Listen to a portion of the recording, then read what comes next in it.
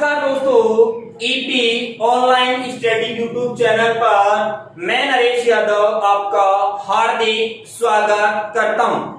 देखिए दोस्तों, हम भिन्न के बारे में पढ़ रहे थे, फ्रैक्शन के बारे में पढ़ रहे थे और भिन्नों में हम लोग भिन्नों के प्रकार पढ़ रहे थे।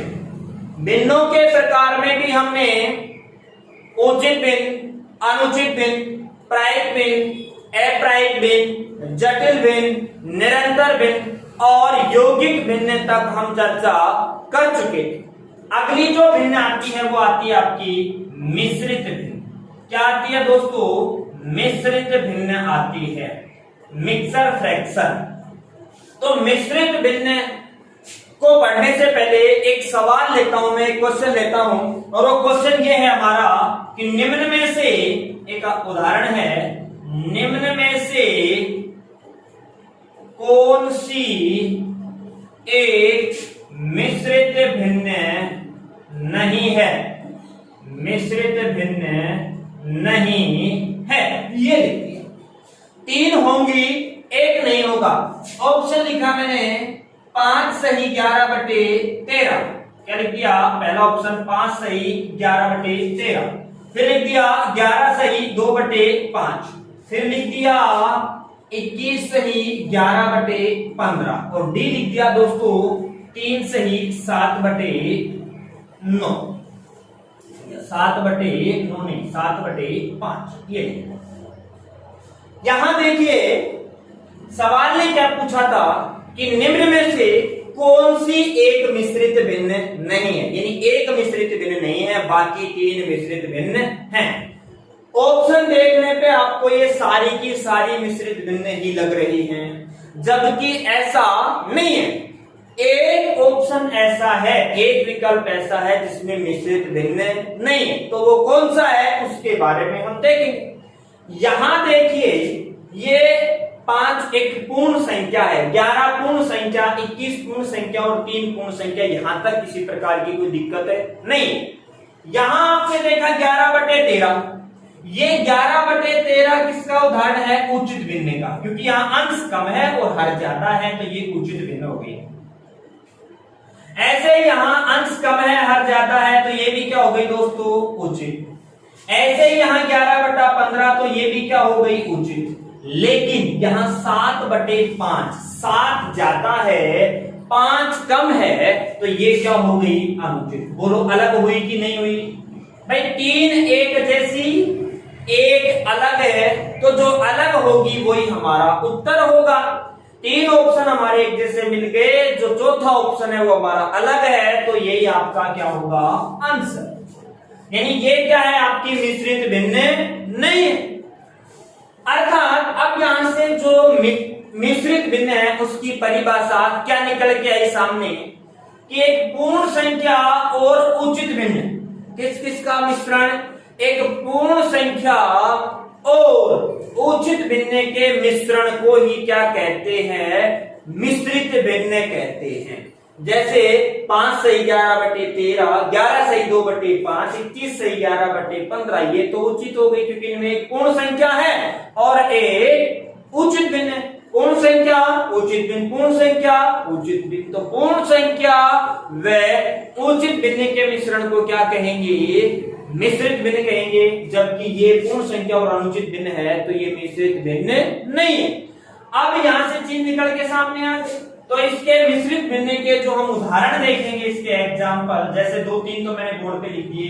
11 सही 15/18, 9 सही 3/7, 4 सही 2/5, 8 सही 11/13, 21 सही 12/18। तो ये सारे के सारे जो उदाहरण मैंने लिखे, ये किसके लिख दिए दोस्तों? मिश्रित भिन्न के। ऐसे ही और भी बहुत सारे उदाहरण हो सकते हैं। अब यहां एक बात देखने की आती है कि साहब यहां जो चिन्ह मैं पूछूंगी, यहां इसके बीच में कि ये जो मैंने लिखा 11 सही 15/18, 9 सही 3/7, ये मैंने उदाहरण लिखे, तो इनके बीच में दोस्तों चिन्ह किसका होता है? साइन किसका होता है? 2 सही 3/5। ये एक मिश्रित भिन्न है, जैसा कि मैंने बताया कि मिश्रित भिन्न क्यों है? इसमें एक पूर्ण संख्या और एक उचित भिन्न है, तो पूर्ण संख्या व उचित भिन्ने के मिश्रण को ही क्या कहते हैं? मिश्रित भिन्ने कहते हैं। नंबर 2 कि यहां जो इसके बीच में यहां जो ये छुपा हुआ साइन है, जो छुपा हुआ मिसिंग साइन है वो क्या है? यहां बहुत सारे लोग इसके बीच में गुणा माने, गुणा है साहब 2 गुणा 3/5, जबकि ऐसा नहीं, गुणा नहीं है दोस्तों। यहां क्या है? बीच में प्लस का साइन होता है, यानी ये 2 सही 3/5 है, इसको मैं 2 + 3/5 भी लिख सकता हूं। ध्यान रखना हमेशा हमेशा ऐसे सवाल हम हल करेंगे, बहुत सारे सवाल हल करेंगे, परीक्षा में आते भी हैं। तो यहां क्या होगा कि यहां आप अगर गुणा मान रहे हो तो गलती कर रहे हो, गुणा नहीं होता है यहां क्या होता है? यहां होता है दोस्तों प्लस। तो देखिए अगर आपने गुणा मान लिया तो गुणा का मतलब क्या होता है? इसके नीचे कुछ नहीं, 1 मान लेता हूं। अगर आपने गुणा माना तो आप गलती क्या कर रहे हो उसके बारे में बता। तो यहाँ अंश को अंश से गुणा करोगे, हर को हर से गुणा करोगे, अर्थात 3 दूनी 6 और 5 एकम 5, अर्थात इसको ये मानते हो तो हमारा आता है 6/5। अगर यहाँ प्लस मानते हो तो क्या आता है? मानते नहीं होता है, प्लस प्लस होता है तो क्या आता है? यहाँ इसके नीचे क्या मान लेंगे? 1। ऐसा हमने अभी हल किया था, क्या करेंगे? इनके एलसीएम लेंगे। एलसीएम आ गया आपका 5, इसके ऊपर चला गया 5, इसके ऊपर चला गया 1, तो 5 दूनी 10, 3 एकम 3 कितना आया? 13/5। ये आया आपका 6/5, ये आया आपका 13/5। बोलो दोनों में 7 का अंतर है, 8 का अंतर है, 7/5 का अंतर है। तो ये अंतर बहुत बड़ा अंतर हो गया दोस्तों। तो हमेशा ध्यान रखना यहाँ प्लस का साइन होता है। अब कई बार कंफ्यूजन कहाँ आता है, कई स्टूडेंट क्या सोचते हैं कि साहब अगर यहाँ प्लस है तो फिर यहाँ गुणा क्यों करते हैं कि 5 दूनी 10 और 10 और 3 13। तो प्यारे दोस्तों गुणा इसलिए कर रहे हैं, देखो हम इसको हल करते हैं, ये मिश्रित भिन्न, इसको 7 8 बदलने के लिए हम क्या करते हैं? इसको डायरेक्ट गुणा करते हैं। 5 दूनी 10, 10 और 3 13, 13/5 ये हम लिख देते हैं। अरे तो इसको जब आप प्लस करके लिखोगे तो भी तो 13/5 ही आ रहा था। कैसे? कि एलसीएम लिया, तो एलसीएम में क्या होता है? जब अभाज्य यानी दोनों अलग अलग है तो इसका एलसीएम इसका भाग गुणा इससे हो जाता है, इसका गुणा इससे हो जाता है। तो बोलो 5 दूनी 10, 3 एकम 3, 10 और 3 13/5 आ रहा है कि नहीं? तो चाहे आप इसको ऐसे लिख के हल करो और चाहे यहां सीधा हल करो, बात तो वही आनी है। तो बात एक वही आनी है। तो आप गुणा इसलिए करते हो कि जब आप जोड़ते हो भिन्नों वाले उदाहरणों को या भिन्नों वाले सवालों को आप जब जोड़ते हो तो उसमें एलसीएम लेते हो, एलसीएम का भाग एलसीएम में हर का भाग लगाते हो और जो आता है उसको आप अंश से गुणा करते हो। तो यही काम हमने यहाँ किया है। तो ध्यान रखना हमेशा कि इन दोनों के बीच में जो मिसिंग नंबर होता है वो प्लस होता है, ना कि गुणा। हमेशा ध्यान रखना प्लस चिन्ह होता है, ये गलती कभी भी मत कर देना कि साथ गुणा होता है, नहीं, ये प्लस होता है। तो ये थी आपकी दोस्तों मिश्रित भिन्न। अब आगे हम बात करें तो आगे आपकी थी दशमलव भिन्न। आगे क्या थी दोस्तों? दशमलव भिन्न, जो लास्ट भिन्न है भिन्नता प्रकार में, दशमलव भिन्न डेसिमल फ्रैक्शन। दशमलव भिन्न की जो परिभाषा है सिंपल सी, वो क्या है? ऐसी भिन्न जिसके हर 10 की घात के रूप में हो, क्या कहलाता है? दशमलव भिन्न कहलाता है। जैसे उदाहरण इसके समझिए, जैसे मैं लिख दिया 0.15, 2.357, 0.755, ये सारे के सारे जो मैंने उदाहरण लिखे 3 4, ये क्या लिखे? दशमलव भिन्न के। अब इसकी परिभाषा क्या बनेगी कि ऐसी भिन्न जिसके हर 10 की घात के रूप में हो, वो क्या कहलाते हैं? दशमलव भिन्न कहलाती है। तो देखिए इसको आप दशमलव हटाओगे, मैंने आपको पहले बताया दशमलव हटाने के लिए क्या करोगे कि जो दशमलव है उसका नीचे 1 लिख देंगे, उसके आगे जितने हैं तो अपनी 0 लगा देंगे, अर्थात ये बन गया आपका 15/100। यहां आप दशमलव हटाओगे तो 2357 दशमलव का 1 और नीचे कितनी 0? 3 0, क्योंकि आगे कितने अंक हैं? 3 अंक है। ऐसे यहां इसको हटाओगे तो 755 यहाँ भी कितना? 1000। अगर आगे कोई और अंक और होता, ये तो मैंने 1 अंक और ले लिया, 7 5 जो भी 8, तो यहाँ 1 0 और बढ़ गई। जितने अंक होंगे नीचे हर में उतनी 0 बढ़ जाए। तो प्यारे दोस्तों मुझे आप बताइए 100 को मैं 10 की घात 2 लिख सकता हूं कि नहीं लिख सकता? बिल्कुल लिख सकते हैं। 10 की घात 2 का मतलब ही 100 होता है। यहां इस 1000 को मैं 10 की घात 3 लिख सकता हूं कि नहीं लिख सकता? हाँ जी, यहां भी हम लिख सकते हैं। उसके बाद यहां 10,000 में 10 की घात 4 लिख सकता हूं कि नहीं लिख सकता? प्यारे दोस्तों, यहां इसको भी मैं ऐसा लिख सकता हूं। तो मैंने आपको परिभाषा में क्या बताया? परिभाषा में बताया कि ऐसे भिन्न जिसका हर 10 की घात के रूप में हो। तो यहां देखिए 10 की घात 2 है, यहां 10 की घात 3 है, यहां 10 की घात 4 है। तो ये क्या हो गई आपकी दशमलव भिन्न हो गई, डेसिमल फ्रैक्शन हो गई। दशमलव को हटाने के लिए हम क्या करते हैं? दशमलव के स्थान पे 1 और उसके बाद में जितनी जीरो हो, जितने अंक होंगे उतने क्या लगा देंगे? 0। अब दशमलव भिन्न में भी दोस्तों इसके प्रकार होते हैं। दशमलव भिन्न के दोस्तों प्रकार होते हैं और ये 2 प्रकार होते हैं। दशमलव भिन्न के 2 प्रकार कौन कौन से होते हैं? एक होता है शांत दशमलव भिन्न और एक होता है अशांत दशमलव भिन्न। 2 भिन्न होते हैं दोस्तों, एक तो शांत दशमलव भिन्न और एक होते हैं अशांत दशमलव भिन्न। शांत दशमलव भिन्न का मतलब क्या होता है?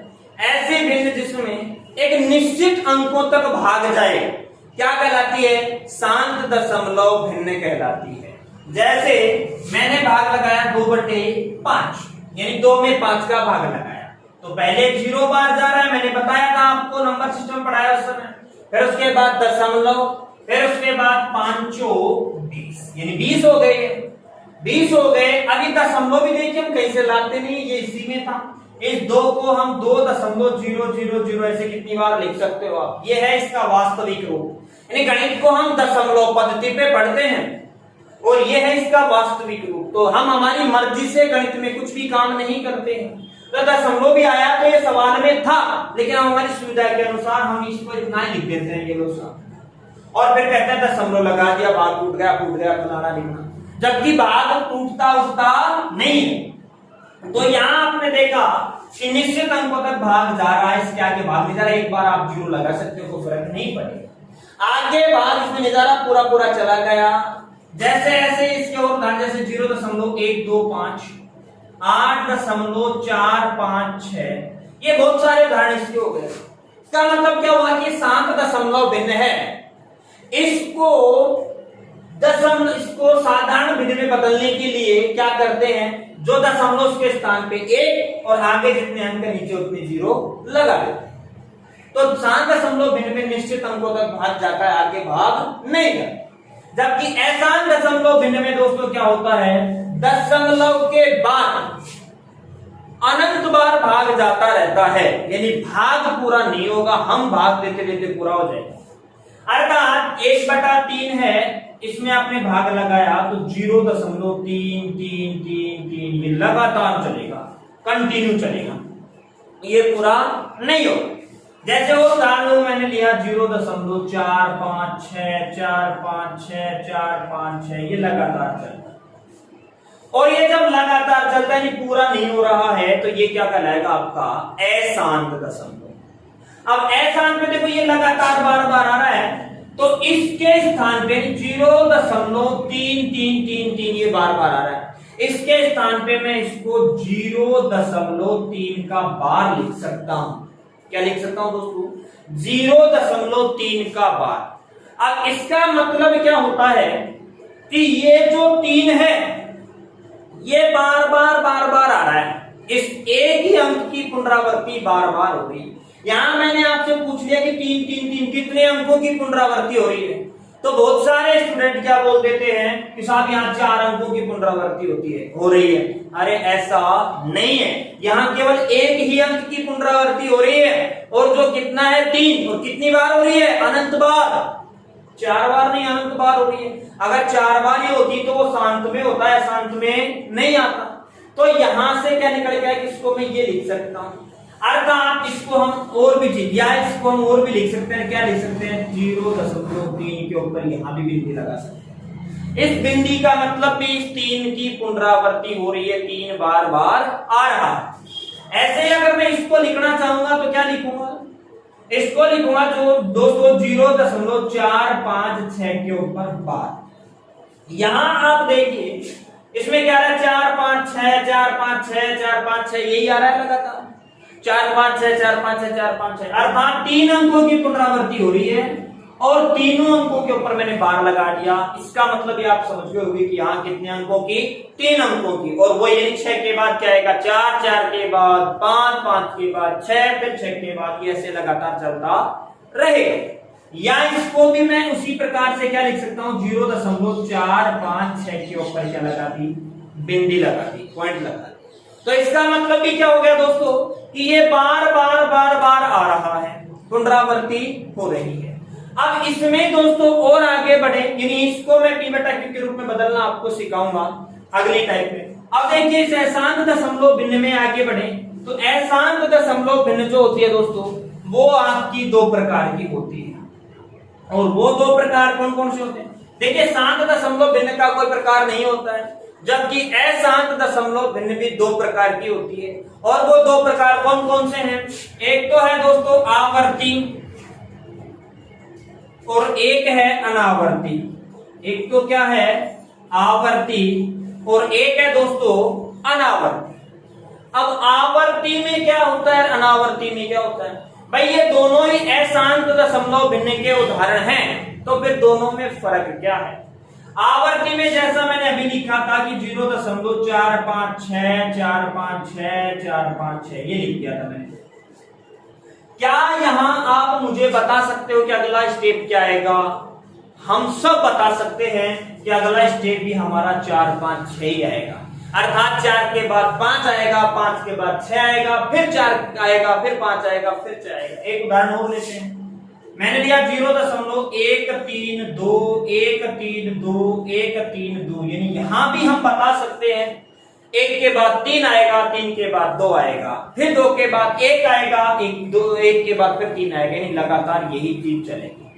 पुनरावृत्ति तो हो रही है लेकिन एक निश्चित अंकों की हो रही है जबकि इसमें उल्टा है। इसमें क्या है कि पुनरावृत्ति तो हो रही है लेकिन निश्चित अंकों की नहीं हो रही अर्थात यहां कुछ भी आ सकता है 0.2562855263 ऐसे कुछ भी। देखिए ये लगातार तो चल रहा है आसान तो है लेकिन हम यहां बता नहीं सकते दोस्तों कि अब 3 के बाद क्या आएगा इस 6 के बाद क्या आएगा। कभी कुछ आ जाता है तो कभी कुछ आ जाता है अर्थात शांत में अशांत में 2 चीजें आवर्ती और अनावर्ती निकल के आई। इनके बारे में आप समझ गए होंगे कि अशांत आवर्ती का मतलब क्या होता है ऐसी दशमलव भिन्न जिनकी पुनरावृत्ति का क्रम जिनकी इनकी परिभाषा लिख देता हूं। आवर्ती का मतलब क्या होता है कि ऐसी अशांत दशमलव भिन्न ऐसी अशांत दशमलव भिन्न जिनकी पुनरावृत्ति का क्रम निश्चित हो क्या कहलाती है आवर्ती अशांत दशमलव भिन्न कहलाती है। जबकि ये क्या होगा ये होगा दोस्तों कि ऐसी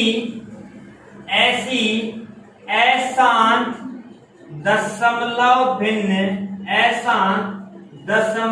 भिन्न जिनकी आवर्ती या जिनकी पुनरावृत्ति का क्रम निश्चित ना हो क्या कहलाती है अशांत अनावर्ती और जिनकी पुनरावृत्ति का क्रम पता हो या फिक्स हो वो क्या कहलाती है अशांत आवर्ती।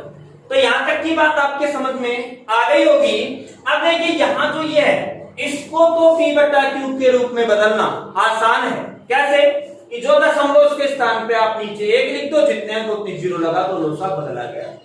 इसको हम p बटा q के रूप में बदल ही नहीं सकते और इसको बदलेंगे तो वो क्या होगा उसको मैं आपको सिखाऊंगा। यहां से सवाल आ जाता है ऐसा यही आ गया जैसे 0.456 456 456 को p बटा q के रूप में बदलिए तो इसकी चर्चा हम अगली टाइप में करेंगे। तो यहां देखिए ये जो है जिसको हम p बटा q के रूप में लिख सकते हैं वो परिमेय में काउंट होती हैं। किसमें काउंट होती हैं? परिमेय में, परिमेय संख्या। और जिसको हम p बटा q के रूप में नहीं लिख सकते वो होती है दोस्तों अपरिमेय में काउंट। ध्यान रखना ये बात। और इसी उदाहरण पे हमने लिया था 22/7 और पाई। तो 22/7 तो था आवर्ती और ये था पाई अनावर्ती, इसलिए पाई को हम अपरिमेय कह रहे थे, जबकि 22/7 को हम क्या कह रहे थे? परिमेय। तो क्या करोगे कि जितनी भी असान आवर्ती वाली संख्याएं हैं उनको आप परिमेय में रखोगे और परिमेय संख्याओं को हम p बटा q के रूप में लिख सकते हैं। इसलिए दोस्तों इनको हम p बटा q के रूप में लिखना सीखेंगे। कैसे कैसे सवाल यहां से आते हैं उनके बारे में भी चर्चा करेंगे, वो हम अगली टाइप में पढ़ेंगे। जबकि अनावर्ती जो होती है उसको तो अपरिमेय होती है, अपरिमेय को हम p बटा q के रूप में लिख ही नहीं सकते। तो ये थे दोस्तों भिन्नों के प्रकार, और भिन्नों के प्रकार के बारे में किस किस प्रकार के आपके जो है उदाहरण कि कौन कौन से भिन्न है, कैसे कैसे क्या उदाहरण है। बाकी की जो बात करेंगे वो हम करेंगे अगली क्लास में। धन्यवाद दोस्तों।